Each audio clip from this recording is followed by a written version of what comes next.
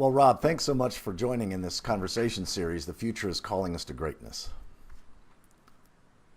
I'd like to invite you at the beginning, as I do all my guests in this series, to share. I don't want to assume that everybody's familiar with your work and the whole transition movement, that sort of thing. So could you share a little bit of your own story, how you came into this work, and help us get to know who you are? Well, hello. It's lovely to be here. My name's Rob Hopkins. I live in Totnes in Devon, which is a small market town in the southwest of England. My background is I was a permaculture teacher for a long time and kind of campaigner, and I was teaching. I was very into natural building, so I did lots of straw bale building and cob building and set up one of the first kind of eco-village training centre projects in Ireland. I lived in Ireland for 10 years. I have four children, and I grow a lot of food in my garden. And in 2005, had this kind of, I had my sort of peak oil moment, I suppose, damage moment. And the tools that I then had to kind of design a way out of that were permaculture thinking tools. Hey, Rob. Are you still there? Yeah, I'm still here. I just turned off my video because when you started talking about peak oil, you cut out for a little bit. So I'm going to save the bandwidth. So when you're speaking, Okay. I'm going to take my video off. So it got garbled there with the peak oil. So could you just say that again? Okay, that'll be the NSA listening out for those words. So yeah, in 2005, I found out about peak oil and climate change. I had my sort of peak oil dark night of the soul, I suppose, if you like. Sure. And so then the tools that I had to kind of design a way out of that, I suppose, were permaculture design principles, which I'd been immersed in and kind of teaching for the previous 10 years or so. So the last year that I was in Ireland, which was 2005, I asked my students on the course I was teaching to use permaculture thinking to try and design away from the oil dependency of the town where the course was based towards a more local, more resilient, low carbon way of doing things.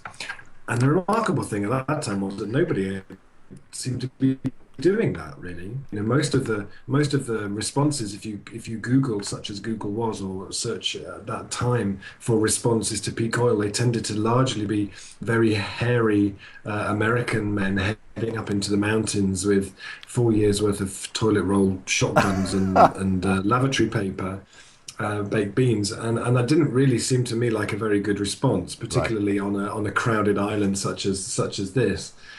So my students then produced their various bits of work, and I kind of cobbled them together and called it the Kinsale Energy Descent Action Plan. And it was just sort of a student project, really. But then we held a conference shortly after, and Richard Heinberg came, and David Holmgren came, and various people. And Richard Heinberg said, "This is awesome. This is fantastic. Why doesn't anybody know about this? It's brilliant." And he went off to America and showed it to loads of people, and then it was downloaded thousands of times. And at that stage, we were moving back from Ireland back to England, which is where I'm originally from. And I thought, that's really interesting. I wonder if we could take that idea and develop it further. And that was really the inquiry that started what has now become Transition Network. And there are 50 countries around the world now. There's transition happening, thousands of communities. And it's really become a sort of bottom-up, solutions-focused, citizen-led, open source, collective experiment, really, trying to figure out what does a way of living that is appropriate to the times that we now live in actually look like. Yeah. And it's creative and fun and empowering and kind of viral, really, I suppose. Yeah, that's certainly been my experience. I know quite a few people involved. In fact, Michael Brownlee's a dear friend. We've stayed at his house before, he and Lynette Marie. I was actually involved. You wouldn't probably know this about me. I was involved in the early days of the creation of Earth Haven in Asheville or Black Mountain, fantastic. North Carolina. And I did permaculture training at the farm in Tennessee, and Okay. dear friends with a number of permaculturists. So Because I think, and obviously you do too, permaculture is so central. If you could just share just a little bit about when you say permaculture principles to people who aren't familiar with permaculture, what does that mean? Well, yeah, Earth Haven is something that inspired me quite a lot a long time ago. I thought there were some very interesting things that they did there. Um, Permaculture is one of those things that's always quite tricky to sum up in a kind of snappy sentence. And often, if you're asked in the pub what permaculture is, you have to get a flip chart out and start drawing pictures of chickens and compost heaps and little arrows going round. I guess for me, it's the design glue that we use to stick a sustainable culture together. So there's all the different bits and pieces that we a sustainable culture, whether it's renewable energy, local food production, sustainable forestry, water management, and all those sorts of things. Uh-huh. Permaculture is using design to stick those together in the most effective way possible. It draws from observing how nature works and how efficiently nature puts things together and manages resources. So what I love about it is that it kind of distills out the essence of what you need to know in order to be able to do certain things. There's a guy called Yanto Evans, you might know, who's a cob teaching instructor in Oregon. Uh-huh. And on his courses, he always used to have a session called Foundations in 15 Minutes, which is everything you need to know about building foundations for a house. It's really not that complicated. Uh-huh. We'll do it in 10, 15 minutes, and then that's everything you need to know. You know, actually, in the same way, do you really need to study soil science for 3 years to know how to have healthy soil? Well, you don't really. So what permaculture does beautifully, I think, is it distills out the things that you need and then gives you a kind of design framework, a template to stick them all together in the most effective, efficient way possible. Yeah, that's great. That's fabulous. One of the things that I've found particularly inspiring about permaculture is, as you say, it takes nature as the fundamental teacher in terms of how do living organisms in healthy ecosystems relate to each other and relate to the foundations of their existence, the air, water, soil, and life upon which they depend, and in cycles rather than sort of a linear flow from to the waste heap or whatever. I think that the work that you're doing in that, and really all the permaculturists, as well as the work that Bill McDonough and others that are focusing on sort of design. How do we design human habitation? How do we design human buildings, human organizations, such that it's modeled on nature? And say a little bit more, if you could go into it, because this is really the theme of this conversation series is the past is rooting for us and the future is calling us to greatness. The name of it is The Future is Calling Us to Greatness.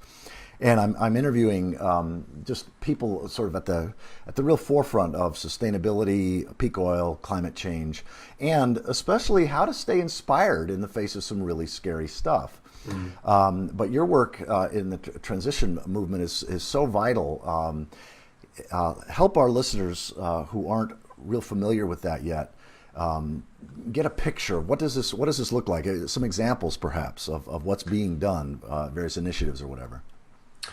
Yeah, well, I mean, the foundation of transition is always a group of people, the group of people who come together to get it started. Mm-hmm. So, and I think one of the things that's been really ignored even in permaculture, but in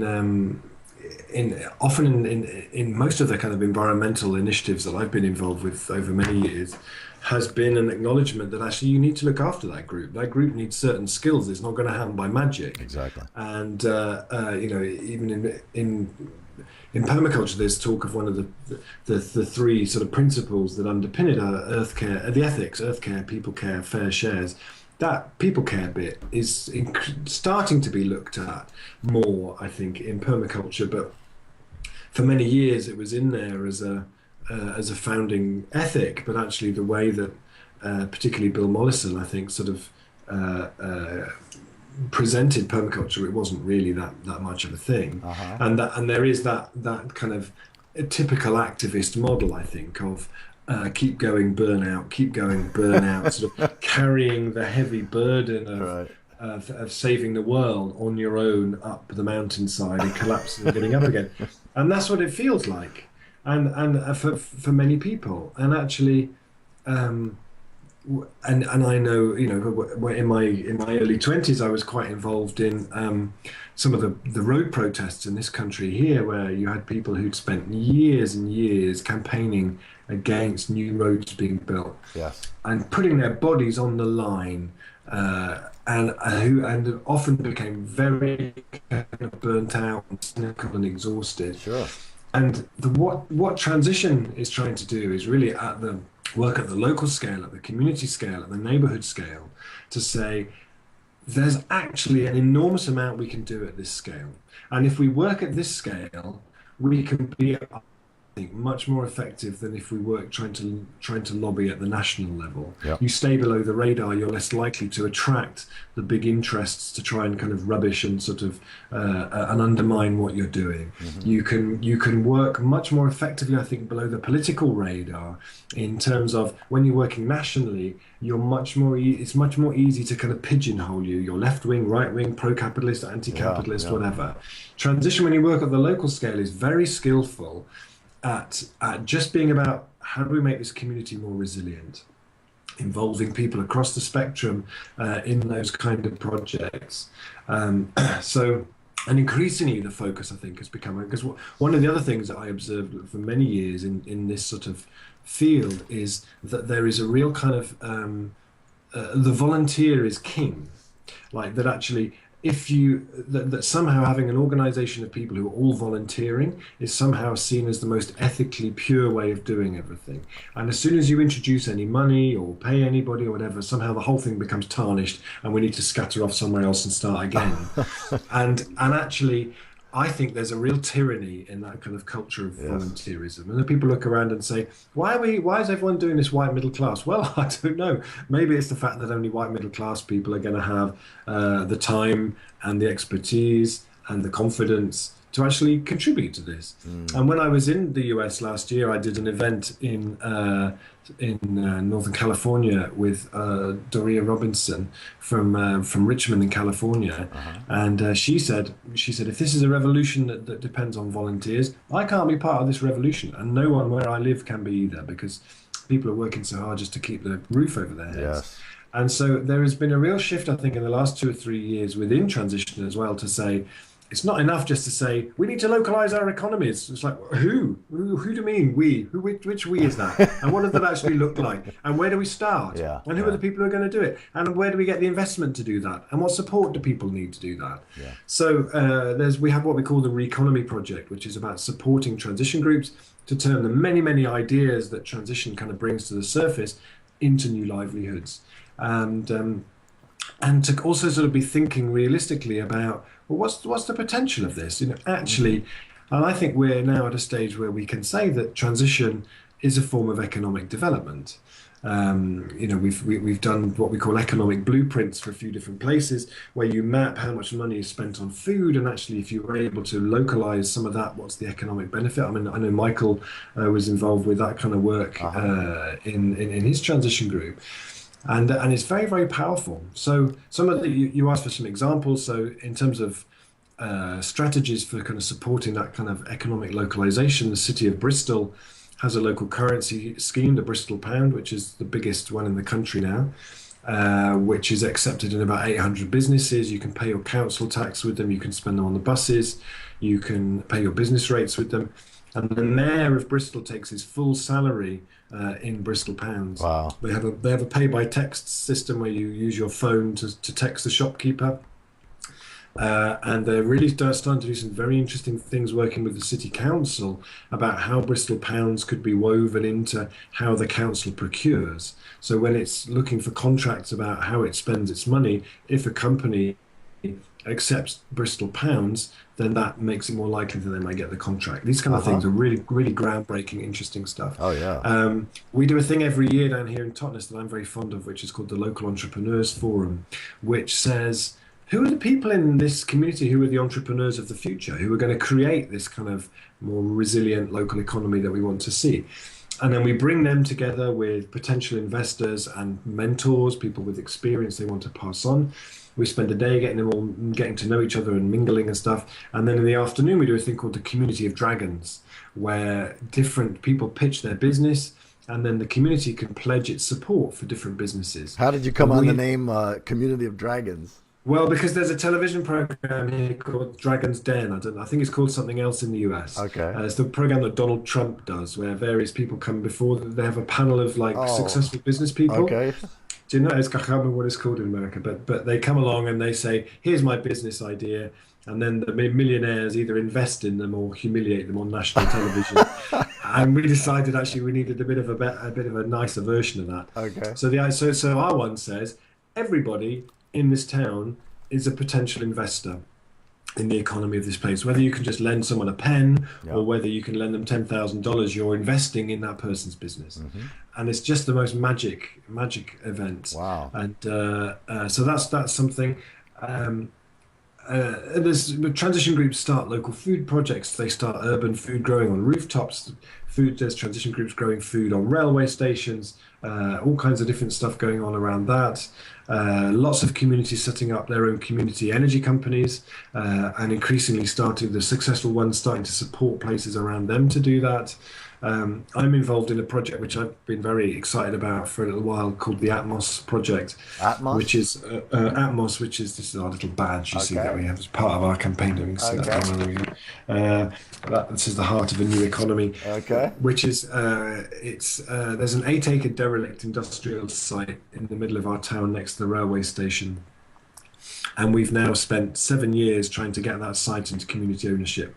And we'll be making an announcement sometime in the next couple of weeks about its future. But we've development is something that usually happens to communities. Developers come in, they Yes, buy exactly. land, no one has any say, they build horrible houses that we then all have to live with, and all the money is extracted off elsewhere. That Exactly. model is really morally bankrupt Exactly. and completely inappropriate. And the UK is currently trying to claw its way out of an economic collapse caused by an unsustainable housing bubble by creating an unsustainable housing bubble. What could possibly go wrong? I don't know. And so there's just stuff being built all over the place. It's awful. So we really need a different model where the community owns the Yes. site, consults everybody. It's held in community ownership. It's building truly affordable housing that's kind of intergenerational.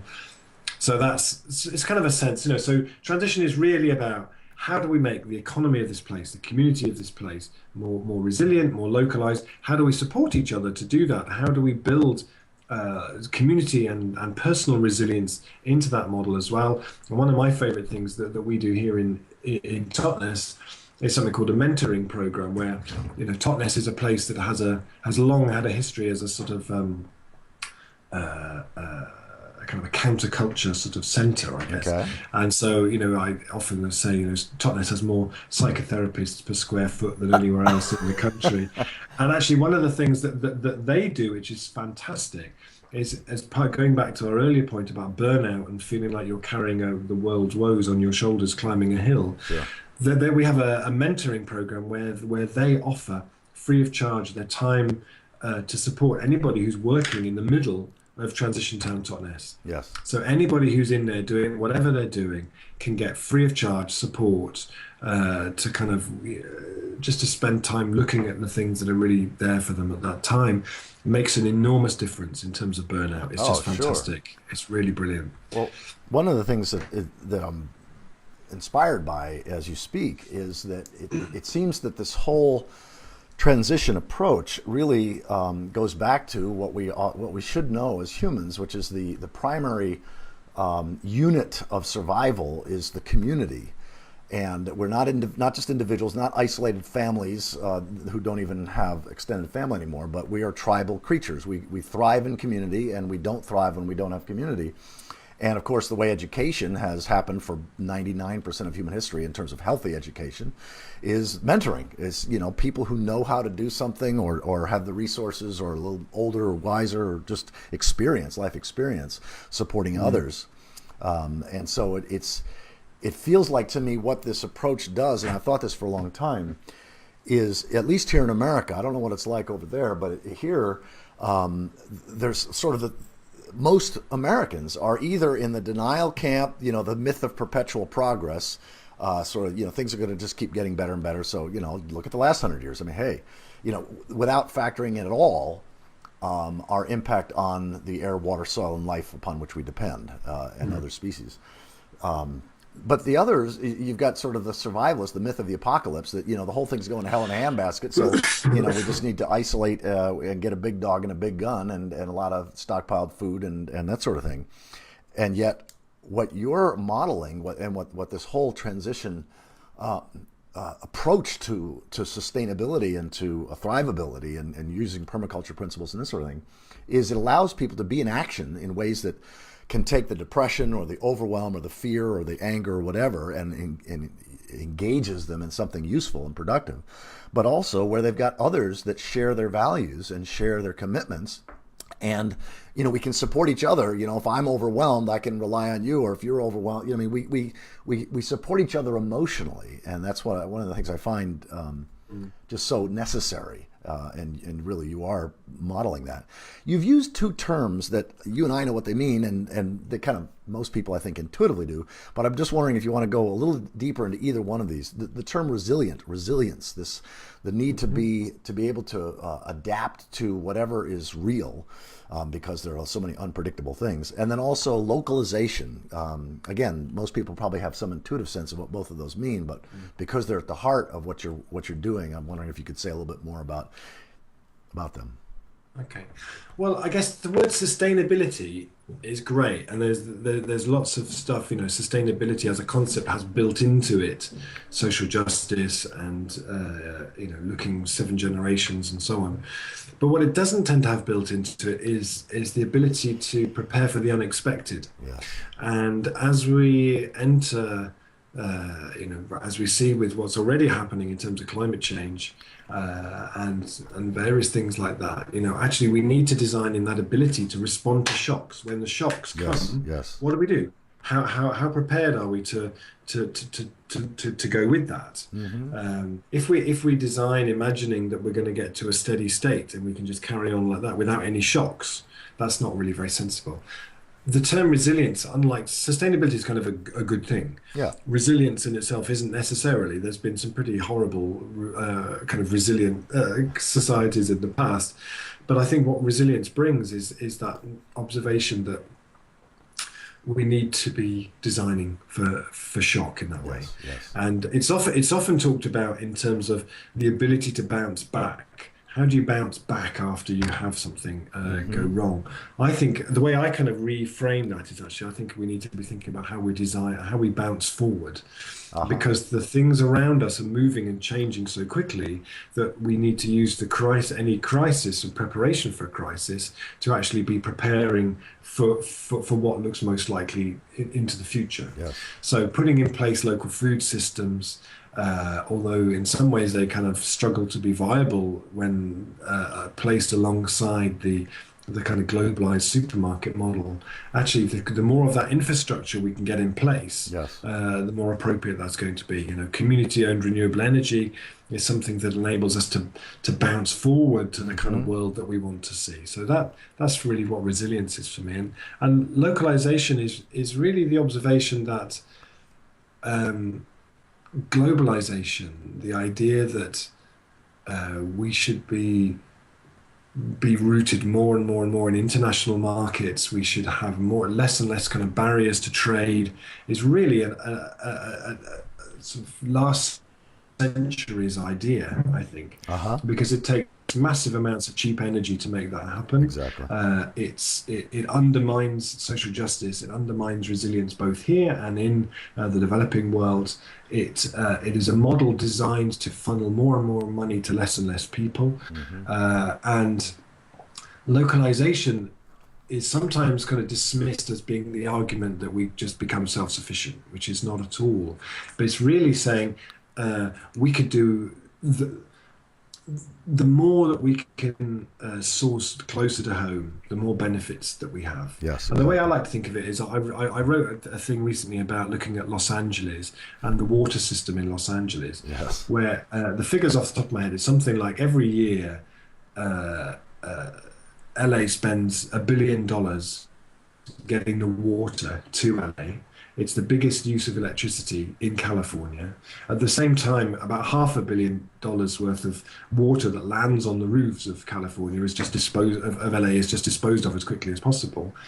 And so you've got this insane system where the Yes. water, you've got to pipe it in, and then the stuff you got rid of it, and then you've got, whereas actually the way that a forest manages water is completely different. An oak tree with a 100-foot span holds about 57,000 gallons of water in its root mat.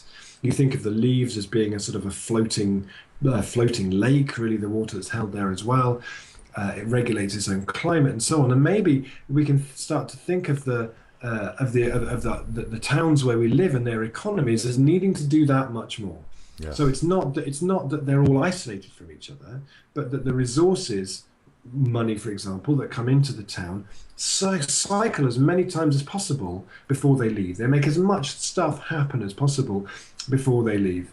And increasingly, our economic model is this kind of extractive industry of supermarkets, big chain stores that have no loyalty to the place, to the community. They Exactly. just exist to Exactly. extract like big fat leeches on the high street that are extracting that energy off somewhere else. Yeah. And actually, localization says, do you know what? We can do better than that.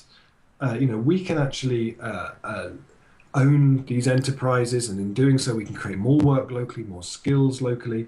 We can provide housing better than you lot can. We can generate energy better than you lot can. We can do it based around fairness, and I think it's a really I think it's the big idea of the next sort of 10, 20, 30 years is that we need to look at the economies in a different way. Yes. It's like in an electrical system, how you build in the surge breakers so that the shock doesn't just come through and knock the whole system out. The degree to which economies are more localized, it builds in that protection. The analogy I always talk about is I remember when I was about 18, I finished at school. I wasn't very good at school. And I went in on the day we all went in to get our exam results. And I remember sitting on the grass in the sunshine in front of my school with all the people, with all my friends who just got in to get their fairly mediocre exam results. And I remember looking around thinking, we are such a useless lot. Like, if we all got washed up on a desert island, we wouldn't even know how to meet each other. We just have nothing at all. And actually, and there's when two people meet each other who have no skills at all, it's a very different quality of relationship Yes. than when two people meet each other who've been brought up very practical. Even if they don't know how to do something, they could figure it out. Yes. They could work a Yes. way around of doing it. And I think actually it's not saying every town, every city needs to be self-sufficient, but actually when those two communities interact with each other in a way where they're much more resourceful Yeah. and self-reliant in that kind of a way, I think that really changes the quality of everything, really. Yes, absolutely. I couldn't agree more. When you're talking about LA, I couldn't help but be reminded of just last week. Connie and I, my wife and I, she's a science writer, and we watched Cadillac Desert, of course, which is all about sort of the western U.S. mostly, and how the relationship to water and damming up rivers and stuff that is so unsustainable, and Los Angeles is like the poster child of unsustainable relationship to water, and of course now California is really feeling it. In terms of the drought there, and Sure. I think it's quite possible. In fact, I would even probably say likely that over the course of the next 10 or 20 years, we're going to see a fairly large migration out of California, because they're just not sustainable. Either that, or sort of radical localization that on smaller scales. On your website, I know that you've used this phrase, and I loved it: engaged optimism. Say a little bit about how you stay inspired, how you sort of wake up each day to do the work you do in the face of really scary stuff. What does engaged optimism mean? I was talking to my next door neighbor last week, and we were standing in front of her house, and she said, and I didn't quite get what she said. She said something like, "Yes, I really must make an appointment to go and see my mist." And it sounded like she said, "I really must make an appointment to go and see my optimist." I thought, what a fantastic thing. The idea that you would have your own optimist to go and see every now and then. When you were feeling a bit glum, you could go along and they just say, oh, it's not that bad. Look, you could do it. I thought that's a really good, there's a good sort of professional training there for somebody. What do you do? Oh, well, I'm an optimist. Oh, very good. So I kind of feel like in a way that's one of the things that transition does, but not in a sort of naive kind of it'll be great kind of a way, but more in a sort of uh, I suppose for me, what kind of nourishes me is seeing what people can do. Yeah. I mean, I sit in quite a kind of a privileged place in sitting in Transition Network. What my role is really is almost like a sort of storyteller in residence. I kind of hoover up these stories from all around the world of what people are doing, and then I present them out in blogs and films and so on and so on. And just incredible stuff that people are doing. Um, and the other side of it is I have four sons, and How old are they now? the youngest is 12 and the eldest is 21. Okay. And so for me, I my what's always driven me is I want to be able to look their children in the eye and say, well, I did everything I could. My every waking hour I gave to trying to do something about this and trying to turn things around. Yeah. But actually, that's that's something which actually um, I find really feeds me in some way. I suppose as well in some ways, like a lot of the stuff that I do, I write and I blog and I draw sometimes and work with people to make films and for me transition is a kind of is almost like an arts practice as well. So it's something that there's a lot of it really tries to harness people's creativity. There's incredible flowering of sort of stuff that people do through transition, all the arts in all kinds of different ways. Incredible kind of engagement activities based around sort of theatre, community theatre practice, and all sorts of stuff. So, I mean, ultimately. I always like the thing that Joanna Macy says about, well, there's no guarantees. There's no Exactly. guarantees with doing this work, and anybody who goes into it thinking it's definitely going to work. But anytime I have sort of moments of doubt, and I think transition is just not fast enough. We need something else. What would something else look like? I always go then off on this whole kind of mental circuit all the way around, and then just sort of come back to where I was and go, yeah, okay, I haven't yet come up with anything better. Yeah. Yeah. Um, and yeah, maybe we need more professional optimists. I love that. One of the things that okay, so here's the question that Connie, my wife, has asked me to ask my guests, and after this, I'm going to actually ask you to talk about your books and films.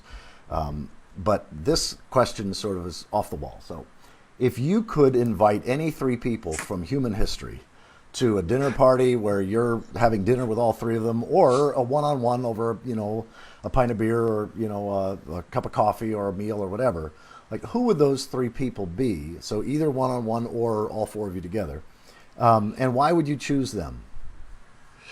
Okay, it would be Martin Luther King because because I do a lot of public speaking, and he he was a he was one of very few public speakers I think through history who who could just make every hair on the back of your neck stand up. And I listen whenever I listen to him speaking, it moves me in a way that very few other people do. So Yes. I'd like to ask him for some tips. I would invite Sterling Morrison, who used to play guitar in the Velvet Underground, because he was this lovely mixture of one of the best guitarists in the finest band that ever walked the earth, but also a real lover of literature and a very quiet, thoughtful kind of a man. And I'd like to get him to teach me a few riffs. And the last one would be someone called King Songtsen Gampo, who was a Tibetan king who was when Tibet was basically just a load of feuding clans who were all just fighting all the time. He was the first kind of great unifier king in Tibet, and he was the guy who kind of brought Buddhism to Tibet and really accommodated Buddhism coming to Tibet. But he's an incredible. His story about how within his lifetime he basically just dismantled the army and built monasteries and built a kind of a culture of peace within one lifetime, I think is a really a story that we really need now. Yeah, that's great. So Yeah, I'd yes, love that. That would be great. yeah. Can we Well, do that? so tell us about your books and films. Help us get a sense of what's available. Well, the first book that I did was called The Transition Handbook, which was in 2008, which was this is the book that kind of kicked it all off, really, and which not many people know, actually. It's a square book. And actually, the reason it's a square book was firstly because it meant that it would always stand out on the bookshelves. But secondly, because I asked the publisher if we could do the book the same shape as a 7-inch single, which for me is the great art form of the 20th century. And so we did. So that's why it's that shape. If anybody's Okay. wondering, why did you make a square book? Okay. Yeah, And I wondered that myself, but now I know. there you go. And then we did a book called The Transition Companion, which was a much more kind of which was actually modelled on Christopher Alexander's book A Pattern Language, Yes. and which is designed to be sort of all the different elements of transition, and you assemble them in the way that you want to. And then the most recent one was called The Power of Just Doing Stuff, which is a sort of a shorter kind of outlining of what a new economy could look like based on transition thinking. Transition Handbook's pretty much out of print now, and actually is pretty much kind of outdated. Like the model that it talks about in terms of how to do transition, we don't really do it like that anymore. Mm. So the Transition Companion is a good place to start. And we made two films called In Transition 1.0 and In Transition 2.0. You can see both of those on YouTube. And particularly 2.0 is still a very current kind of overview of transition, what it's all about. And I blog prolifically. So if people go to the transitionnetwork.org website and then you look for the link to Transition Culture, it's the blog that I do. There's a fairly relentless kind of torrent of gibberish on there. For How anyone often that- do you post every day? Yeah, I try to, but it's not necessarily every day. Yeah. Uh, yeah. Yeah, but I found that I couldn't keep up a pace of even once a week. And I'm somewhat amazed. What one of my favorite bloggers is John Michael Greer, and I sort of every Wednesday, Connie and I just wait to read the next installment on the Archdruid Report. Yeah, well, the other one is oh God, I forgot the name now. Oh, it'll come to me. It'll come to me. She blogs about food. Oh, Astic. Oh yes, Sharon Astic. Sharon. Yes. I love her stuff. She's very good too. Yeah. Well, how did you? I'm just curious. How did you? Where did the name, the power of just doing stuff, come from? I grew up with punk when I was young, and I really always loved the kind of do-it-yourself spirit in that. You know, that thing that there was a thing I used to love, which was a drawing, a really badly drawn thing of how to play three chords. Here's A, here's E, here's G. Now form a band. You know, and I love that kind of just get on with it, just have a go. You know, we sit around and we think about it, and oh well, I wonder, and well, have we got the model right, and have we really thought through the just figure it out. You know, just get started. You know, there's a brilliance about just getting going, I think. And so that was really the idea that because so what I see time and time again when I go around the country or outside the country, different places to see transition happening is that there is when people step across from thinking, yeah, someone should really do that thing. When's someone going to do that thing?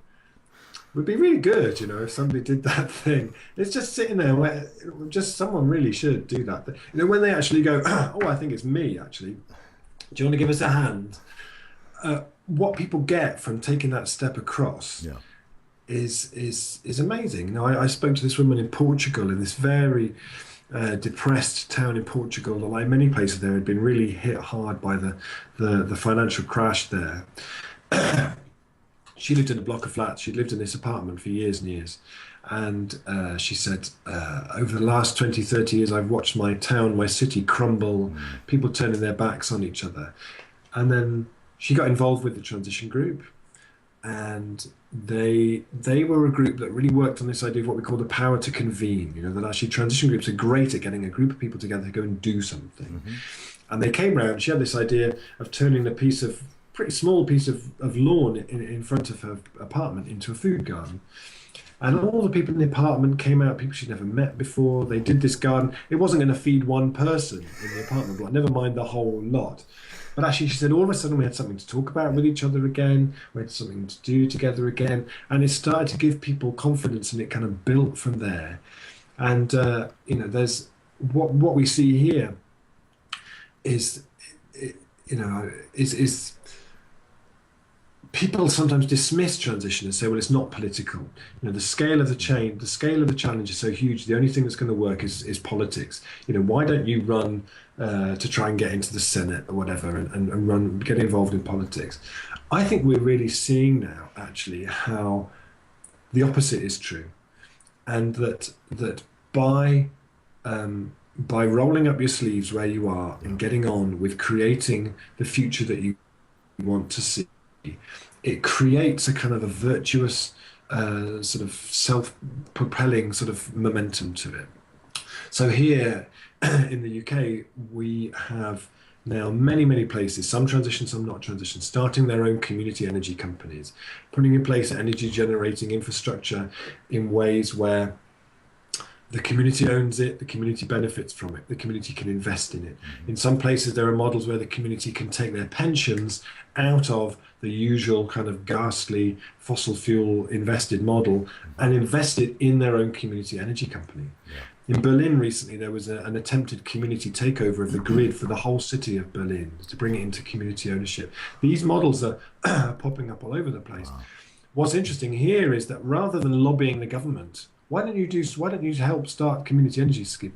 People just got on with it. Yeah. And now, about 6 months ago, the British government published a community energy strategy about how the government would support community energy. Transition Network helped to write it. People from a lot of those transition energy companies were involved in drafting it because they're trying to catch up. Right, which is as it should be. Like the local, I mentioned the Bristol pound earlier on, with the mayor taking his full salary in it. The Bank of England have never had any statement on there. They're now popping up in different places and of a scale, where the Bank of England for the first time had to publish a statement about its legal understanding of local currencies and how they work. This is really, there's a place here in the UK called Bolcombe, which is the second, I think, place where there was fracking happening here, and there was an enormous campaign to stop that. I think it cost them like £9 million to sort of police this site because there was so much protesting about it. It was fantastic. The village of Bolcombe, the people in the village, having been under siege from this sort of campaign and protest for months, started their own community energy company. The idea was they wanted to, through a mixture of reducing demand and investing in renewables, generate the same amount of energy the fracking would have done. Oh, interesting. And actually, it leaves me thinking, what's the most political thing you can do when you're faced with something like that? Is actually, we think the idea of lobbying, campaigning, protesting is the most political thing to do.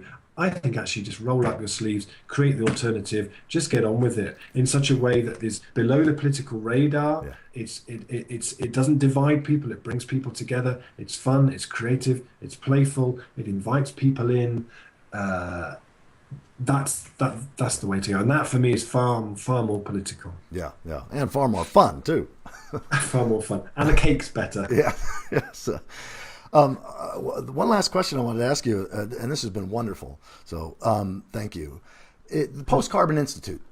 I know you're a fellow in the Post Carbon Institute. Say a little bit about the work of the Post Carbon Institute. Post Carbon Institute started out as the Relocalization Network, I think, or it was originally called something else, and it runs things like resilience.org, which is one of only 2 websites that I sort of check every day, kind of religiously, as a very good sort of digest of stories around news and news around energy and solutions and that kind of stuff. Mm-hmm. They've done some fantastic reports looking at fracking. They did a very good one called Drill Baby Drill, all about fracking. Richard Heimberg writes for them. I think they're one of the best sort of